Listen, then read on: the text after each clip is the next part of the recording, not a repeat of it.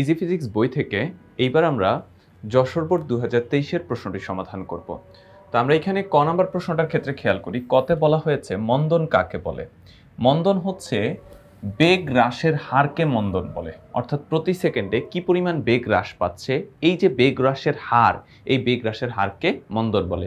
বেগ বৃদ্ধির হারকে ত্বরণ বলে, বেগ হ্রাসের হারকে মন্দন বলে। আর বেগের পরিবর্তনের হারকে ত্বরণ বলে। ত্বরণ দুই প্রকার, একটা হচ্ছে ধনাত্মক ত্বরণ, একটা হচ্ছে ঋণাত্মক ত্বরণ। তো বেগ যদি বৃদ্ধি পায় এবং বেগ বৃদ্ধির হার একই হয় তখন তাকে আমরা সমমন্দন বলি, আর বেগ যদি হ্রাস পায় তখন তাকে আমরা মন্দন বলি। খ নাম্বার প্রশ্নে বলা হয়েছে সকল সরল স্পন্দন গতি পর্যায়বৃত্ত গতি, কিন্তু সকল পর্যায়বৃত্ত গতি সরল স্পন্দন গতি নয়। প্রথম কথা হচ্ছে সকল সরল স্পন্দন গতি পর্যায়বৃত্ত গতি। পর্যায়বৃত্ত গতি সম্পূর্ণ কণার ক্ষেত্রেই সম্ভব শুধুমাত্র সরল স্পন্দন গতি হওয়া। তো এই জন্য সকল সরল স্পন্দন গতি পর্যায়বৃত্ত গতি। একটা উদাহরণ দিয়ে তোমাদেরকে বুঝায়। ধরো একটা দোলনা এরকম দোল খাচ্ছে, তো সে পর্যায়কালের অর্ধেক সময় একদিকে যাচ্ছে, বাকি অর্ধেক সময় সে পূর্ব গতির বিপরীত দিকে আসতেছে। এইটাকে আমরা বলি হচ্ছে সরল স্পন্দন গতি। পর্যায়কালে অর্ধেক সময় একদিকে, বাকি অর্ধেক সময় পূর্ব গতির বিপরীত দিকে গতিশীল থাকতেছে, তখন তাকে আমরা বলি সরল স্পন্দন গতি। তো এই গতিশীল হওয়ার সময় এই যে গতিপথের যে একটা কণা আছে, দেখা যাবে এইটাকে প্রতিবার এই দিক থেকে একই পরিমাণ সময় পর পর অতিক্রম করতেছে। নির্দিষ্ট বিন্দুকে নির্দিষ্ট সময় পর পর একই দিক থেকে অতিক্রম করতেছে, সুতরাং এটা পর্যাবৃত্ত গতি। তাহলে এটা প্রথমে আমরা বললাম সরল স্পন্দন গতি, আবার এটা আমরা দেখলাম হচ্ছে পর্যাবৃত্ত গতি। তার মানে হচ্ছে যে সবগুলা সরল স্পন্দন গতি এইভাবে পর্যাবৃত্ত গতি, কিন্তু সবগুলা পর্যাবৃত্ত গতি সরল স্পন্দন গতি হতে পারবে না। কেন? কারণ ধরো এই যে এরকম একটা বৃত্তাকার পথে একটা বস্তু ঘুরতেছে, সে গতিপথে একটা নির্দিষ্ট বিন্দুকে নির্দিষ্ট সময় পর পর একই দিক থেকে অতিক্রম করতেছে, এইটাকে কিন্তু আমি পর্যাবৃত্ত গতি বলতে পারবো, কিন্তু এটাকে আমি সরল স্পন্দন গতি বলতে পারবো না। কেন এটাকে সরল স্পন্দন গতি বলতে পারবো না? কারণ সরল স্পন্দন গতি হওয়ার শর্ত হচ্ছে পর্যায়কালের অর্ধেক সময় একদিকে, বাকি অর্ধেক সময় বিপরীত দিকে গতিশীল থাকবে। আমরা এখানে দেখতে পাচ্ছি না যে অর্ধেক সময় একদিকে, বাকি অর্ধেক সময় বিপরীত দিকে গতিশীল আছে, সুতরাং এটা একটা পর্যাবৃত্ত গতি, কিন্তু এটা সরল স্পন্দন গতি না। তাহলে আমরা দেখতে পেলাম সবগুলো সরল স্পন্দন গতি কিন্তু পর্যাবৃত্ত গতি, সবগুলো পর্যাবৃত্ত গতি কিন্তু সরল স্পন্দন গতি না। তাহলে আমরা বইয়ের সমাধানটা যদি দেখি, কোনো গতিশীল বস্তুকণার গতি যদি এমন হয় যে এটি এর গতিপথের কোনো নির্দিষ্ট বিন্দুকে নির্দিষ্ট সময় পর পর একই দিক থেকে অতিক্রম করে, তবে সেই গতিকে পর্যাবৃত্ত গতি বলে। প্রথমে আমরা পর্যাবৃত্ত গতির ডেফিনিশনটা পড়েছি। অপরদিকে কোনো পর্যাবৃত্ত গতি সম্পন্ন বস্তু যদি পর্যায়কালের অর্ধেক সময় কোনো নির্দিষ্ট দিকে এবং বাকি অর্ধেক সময় বিপরীত দিকে চলে, তবে বস্তুর এরূপ গতিকে সরল স্পন্দন গতি বলে। অর্থাৎ সরল স্পন্দন গতিতেও বস্তুটি কোনো নির্দিষ্ট বিন্দুকে নির্দিষ্ট সময় পর পর একই দিক থেকে অতিক্রম করছে, যা পর্যাবৃত্ত গতির অনুরূপ। এই যে তোমরা দেখেছো এরকম যাচ্ছে আসতেছে, তার মানে একটা নির্দিষ্ট বিন্দুকে বারবার একই দিক থেকে অতিক্রম করছে, একই সময় পর অতিক্রম করছে, সুতরাং এটা কি হবে? এটা অবশ্যই হচ্ছে পর্যাবৃত্ত গতি হবে। অতএব স্পন্দন গতি হলো বিশেষ ধরনের পর্যাবৃত্ত গতি। তবে সকল পর্যাবৃত্ত গতি সম্পূর্ণ কণা তার গতিপথের অর্ধেক সময় কোনো নির্দিষ্ট দিকে এবং বাকি অর্ধেক সময় বিপরীত দিকে চলে না, যেমন ঘড়ির কাঁটার গতি। তাই বলা যায়, মানে আমরা একটু আগে দেখলাম যে ঘড়ির কাঁটার গতি কি একদিকেই রোটেট করতে থাকে, নাকি এরকম হয় 30 সেকেন্ড একদিকে ঘুরে বাকি 30 সেকেন্ড অন্যদিকে ঘুরে? এরকম তো হয় না, একদিকেই ঘুরতে থাকে, তাই না? এবং প্রতিবার একই পরিমাণ সময় লাগে, সুতরাং এটাকে পর্যাবৃত্ত গতি বললেও আমরা কি বলতে পারি না? সরল স্পন্দন গতি বলতে পারি না। তাহলে ঘড়ির কাঁটার গতি পর্যাবৃত্ত গতি, তাই বলা যায় সকল সরল স্পন্দন গতি পর্যাবৃত্ত গতি, কিন্তু সকল পর্যাবৃত্ত গতি স্পন্দন গতি না। এখন কথা হচ্ছে এটাকে যদি সরল বা লিনিয়ার ভাবে বলতে চাই, সহজ হিসাবটা হচ্ছে এরকম: পর্যাবৃত্ত গতি সরল রৈখিক হতে পারে, বৃত্তাকার হইতে পারে, অর্ধবৃত্তাকার হইতে পারে, উপবৃত্তাকার হইতে পারে, ডাজেন্ট ম্যাটার। কিন্তু সরল স্পন্দন গতি যেটা আছে সেটা পর্যায়কালের অর্ধেক সময় একদিকে, বাকি অর্ধেক সময় বিপরীত দিকে চলতে হবে, এর বাইরে আর কোনো অপশান নাই। বুঝতে পারছি? তো এই জন্য আমরা বলতে পারি যে সবগুলা পর্যাবৃত্ত গতি সরল স্পন্দন গতি হওয়া সম্ভব না, কিন্তু সবগুলো সরল স্পন্দন গতি পর্যাবৃত্ত গতি হবে, কারণ সরল স্পন্দনে গতিশীল কোনো কণা গতিপথে একটা নির্দিষ্ট বিন্দুকে নির্দিষ্ট সময় পর পর বারবার একই দিক থেকে অতিক্রম করবে। আচ্ছা, এখানে দেখো গ নাম্বার প্রশ্নে বলা হয়েছে বলটি সর্বোচ্চ কত উচ্চতায় উঠেছিল, বলের ম্যাক্সিমাম হাইট বের করতে বলা হয়েছে। তো এখানে হচ্ছে 20 মিটার পার সেকেন্ড আদিবেগে একটি ক্রিকেট বলকে মুকুল খাড়া উপরের দিকে ছুড়ে দিল। একই সময় নিশান 30 মিটার দূর থেকে 6 মিটার পার সেকেন্ড সমবেগে ছুটে এসে বলটি ধরতে চেষ্টা করলো। তো প্রথম প্রশ্ন হচ্ছে বলটি সর্বোচ্চ কত উচ্চতায় উঠেছিল। তো এটা খুব সিম্পল একটা ম্যাথ, এটা আমরা এইভাবে করতে পারি: ভি স্কোয়ার সমান হচ্ছে U square minus 2gh। V square সমান U square minus 2gh। Minus কেন? নিক্ষিপ্ত বস্তু। তো এখন দেখো মাইনাস টু জিএইচটা এই পাশে চলে আসলে হচ্ছে প্লাস টু জিএইচ, আর এদিকে হবে u square minus v square. H সমান কি হবে u square minus v square by two G. U square হচ্ছে যে বেগে নিক্ষেপ করা হয়, কত বেগে নিক্ষেপ করা হয়েছে 20 মিটার পার সেকেন্ড বেগে নিক্ষেপ করা হয়েছে। তাহলে 20 square minus v square, V square হচ্ছে শেষ বেগ, সর্বোচ্চ উচ্চতা বেগ কত 0, আমরা সেটাকেই সর্বোচ্চ উচ্চতা বলি যেখানে গিয়ে বস্তুটা থেমে যায়, আমরা সেটাকেই সর্বোচ্চ উচ্চতা বলি যেখানে গিয়ে বস্তুটা থেমে যায়। তার মানে সর্বোচ্চ উচ্চতায় শেষ বেগ 0, আর 2 ইন্টু 9.8, তাহলে এখান থেকে এইচটা আমরা ক্যালকুলেশন করে পাচ্ছি 400 ডিভাইডেড 19.6, 20.41 মিটার। এটাই হচ্ছে সর্বোচ্চ উচ্চতা। দেখো আমরা যদি বইয়ের সমাধানটা দেখি,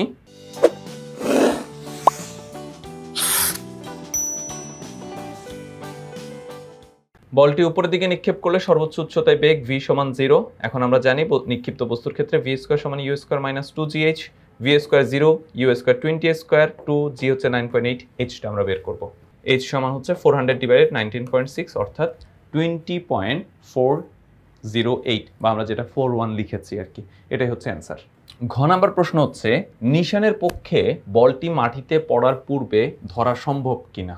দেখো বলটা ধরা সম্ভব হবে কখন, এখান থেকে বলটাকে নিক্ষেপ করা হচ্ছে, বলটা এখানে উঠছে, আর একজন লোক এখান থেকে বলটাকে ধরার জন্য দৌড়ে আসছে। তার মানে বলটা উপরে উঠে পড়তে পড়তে যেই সময় লাগবে তার মধ্যেই লোকটাকে এখানে এসে পৌঁছাইতে হবে, তাহলেই বলটা ধরা সম্ভব। তাহলে আমাদেরকে হিসাব করতে হবে বলটা উপরে উঠে পড়তে কত সময় লাগে, আর লোকটা এখান থেকে দৌড়ে এই পর্যন্ত আসতে কত সময় লাগে, লোকটা এখান থেকে দৌড়ে এই পর্যন্ত আসতে। তাহলে আমাদেরকে হিসাব করতে হবে বলটা উপরে উঠে পড়তে কত সময় লাগে আর লোকটা এখান থেকে এখানে দৌড়ে আসতে কত সময় লাগে। তো এখন উপরে ওঠার যে সময়টা সেটা যদি আমরা বের করি, সেটা হচ্ছে v সমান ইউ মাইনাস জিটি, বা জিটি সমান হচ্ছে, জিটিটাকে এই পাশে নিয়ে আসলাম, তাহলে ইউ মাইনাস ভি, বা টি সমান হচ্ছে ইউ মাইনাস ভি বাই জি। তাহলে ইউ হচ্ছে যে বেগে নিক্ষেপ করা হয়েছে, কত বেগে নিক্ষেপ করা হয়েছে 20 মিটার পার সেকেন্ড বেগে নিক্ষেপ করা হয়েছে, তাহলে ইউ হচ্ছে 20, ভি হচ্ছে 0, আর জি হচ্ছে 9.8। আবারও বলছি আমরা সর্বোচ্চ উচ্চতায় উঠতে কত সময় লাগতেছে সেটা বের করতেছি, সর্বোচ্চ উচ্চতায় বেগ 0 হয়, তাহলে 20 ডিভাইডেড 9.8 সমান হচ্ছে 2.04 সেকেন্ড। এইটা হচ্ছে সর্বোচ্চ উচ্চতায় উঠতে সময়, কিন্তু আমাদের বের করতে হবে কি সর্বোচ্চ উচ্চতা ওঠা এবং নামার টোটাল টাইম, ওঠা এবং নামার টোটাল টাইম। একটা বস্তুকে নিক্ষেপ করলে সর্বোচ্চ উচ্চতায় উঠতে যে সময় লাগে ঠিক নেমে আসতে একই পরিমাণ সময় লাগে, যেটাকে আমরা বলি হচ্ছে বিচরণকাল, অর্থাৎ ওঠা আর নামার টোটাল টাইমটাকে আমরা বলি বিচরণকাল। তাহলে বিচরণকাল এই যে টি সমান হবে হচ্ছে 2.04 ইন্টু 2 অর্থাৎ 4.08। বলটা উপরে উঠে পড়তে 4.08 সেকেন্ড সময় লাগবে।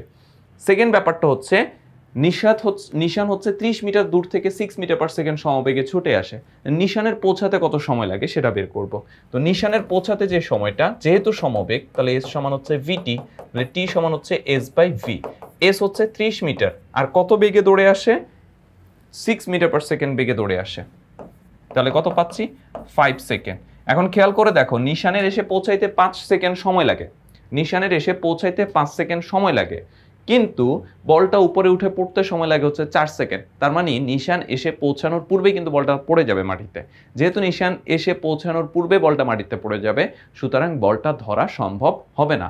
তাহলে আমরা বইয়ের সমাধানটা যদি একটু দেখি, দেখো বলটি খাড়া উপরের দিকে নিক্ষেপ করার পর সর্বোচ্চ উচ্চতায় উঠে আবার ভূমিতে ফিরে আসা পর্যন্ত শূন্যে থাকবে। ধরা যাক শূন্যে থাকার সময় বা উড্ডয়নকাল বা এটাকে বিচরণকালও বলা হয় টি সেকেন্ড। টি সেকেন্ড পর বলটির সরণ হচ্ছে 0 মিটার। কেন 0 মিটার?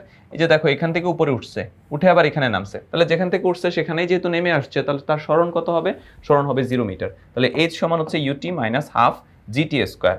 ইউটি ঠিক আছে minus half GT square, H এর মান 0 বসিয়ে দিলাম।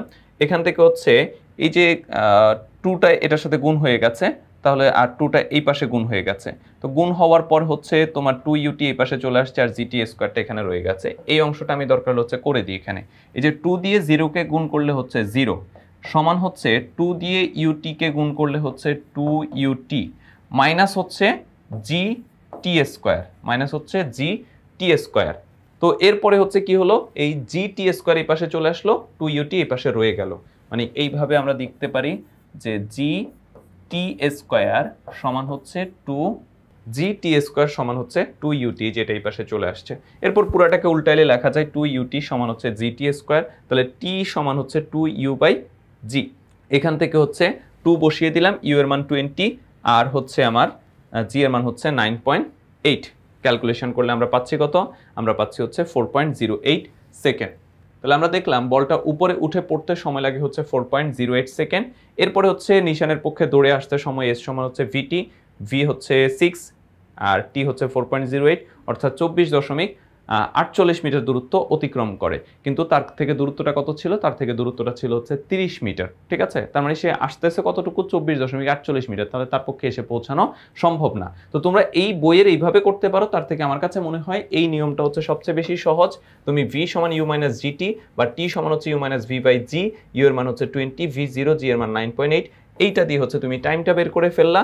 তারপর উঠতে যে সময়টা পাচ্ছি, নামতে তো ঠিক একই সময় লাগবে, তাই 2 দ্বারা গুণ করে দিলে হচ্ছে আমরা টোটাল টাইমটা 4.08 সেকেন্ড পেয়ে যাচ্ছি। এরপর s সমান vt, t সমান হচ্ছে s/v, s হচ্ছে 30, v হচ্ছে 6, তার সময় লাগে হচ্ছে 5 সেকেন্ড। বলটা পড়ার আরো সময় পরে হচ্ছে সে এসে পৌঁছায়, সুতরাং তার পক্ষে বলটা ধরা সম্ভব হয় না। এখানে কিছুটা হচ্ছে কমপ্লেক্স করে ফেলেছে, তোমরা এই কমপ্লেক্সটা অ্যাভয়েড করে ওইভাবে ম্যাথটা সমাধান করতে পারো। তো আশা করি তোমরা বুঝতে পেরেছো। তোমাদের হচ্ছে ইজি ফিজিক্সের প্রত্যেকটা প্রশ্নে আমাদের বিভিন্ন পর্বে সমাধান থাকবে, তোমরা কিউআর কোড স্ক্যান করেই কিন্তু সেই ভিডিওটা দেখে নিতে পারো। যারা ইজি ফিজিক্স বইটি সংগ্রহ করনি, অবশ্যই ইজি ফিজিক্স বইটা সংগ্রহ করে নিবে, কারণ ভিডিওর সাথে সাথে যদি তুমি রিটেন পার্টটাও দেখে নাও তাহলে তোমার প্রস্তুতি হবে খুব ভালো। সবাই ভালো থাকবে, সুস্থ থাকবে, আল্লাহ হাফেজ।